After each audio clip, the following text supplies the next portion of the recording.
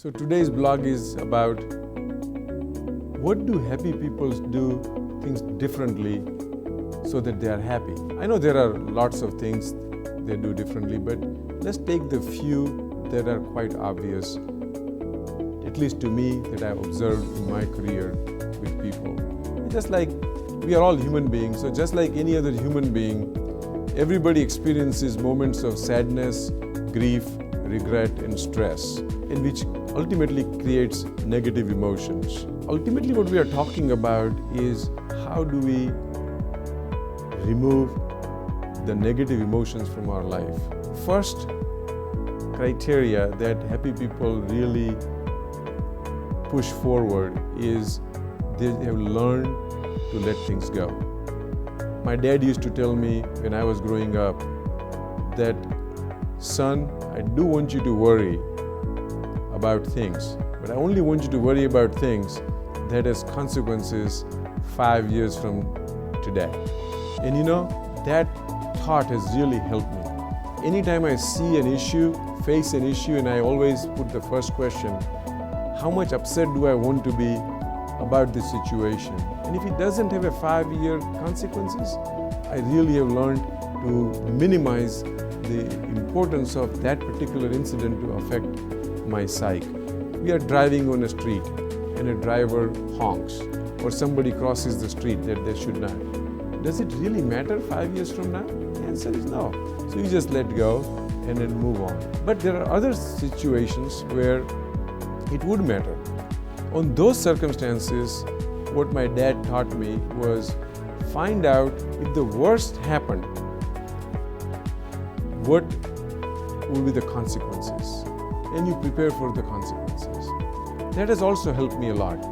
Anytime I have a gigantic problem that I know can affect my happiness 5 years from now, I take a step back and say, okay, what is the worst can happen? Now let me prepare for the worst can happen. Suddenly the pressure of unknown goes away. And I really believe that learning to let things go is probably first step to really becoming happy. The happy people generally view every problem as a challenge. It is very natural and normal that anytime we have a problem, we say, why me? God, why me? And at that point, either we lose all our courage, all our ability to fight, or we just look it up as a challenge. Every time I face a failure, I think about Michael Jordan not being even invited or selected for his basketball team. And then Richard Branson, who was served a bank notice on a Saturday morning that if he didn't produce $1 zillion by Monday, he was going to lose his entire business. Every successful people I've tried to study, by far, most of them had significant failures in their lives. But they've always taken this as a challenge. They believed in what they were doing, and they continued to do what they were doing, and somewhere, whatever you want to call, is a power, strength, unknown energy, superpower, luck, whatever you want to call, that comes and helps people.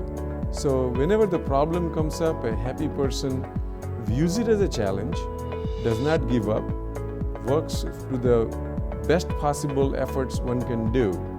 This would be a good time to even talk about quoting Gita, which is the prime religious book for Hinduism.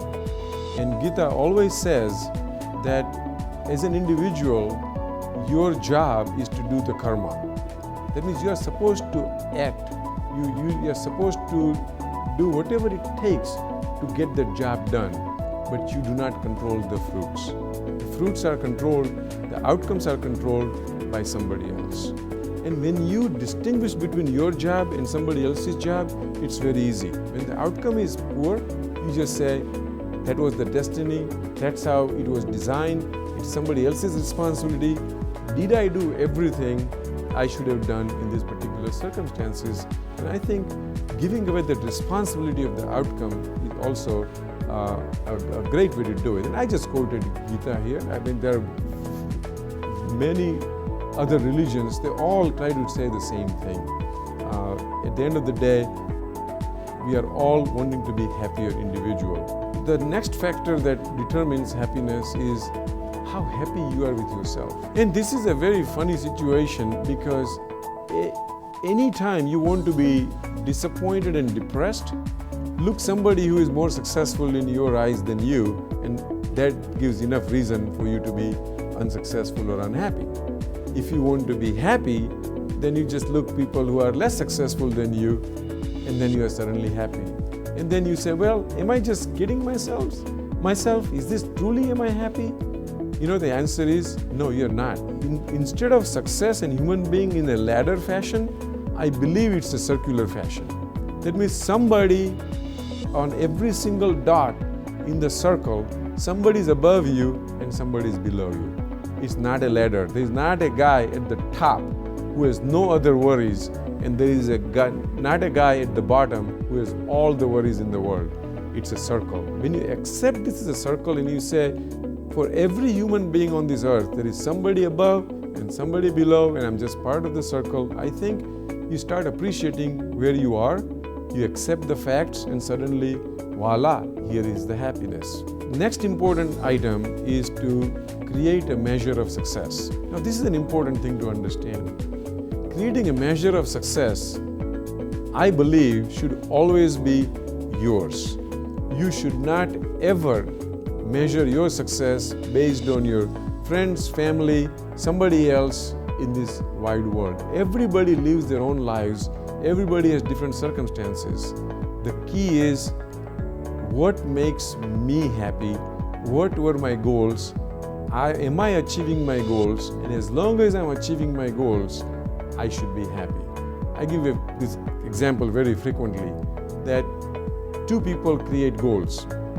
One person says, I'll make $2,000 next year. And the other person says, I'll make $2 million the next year.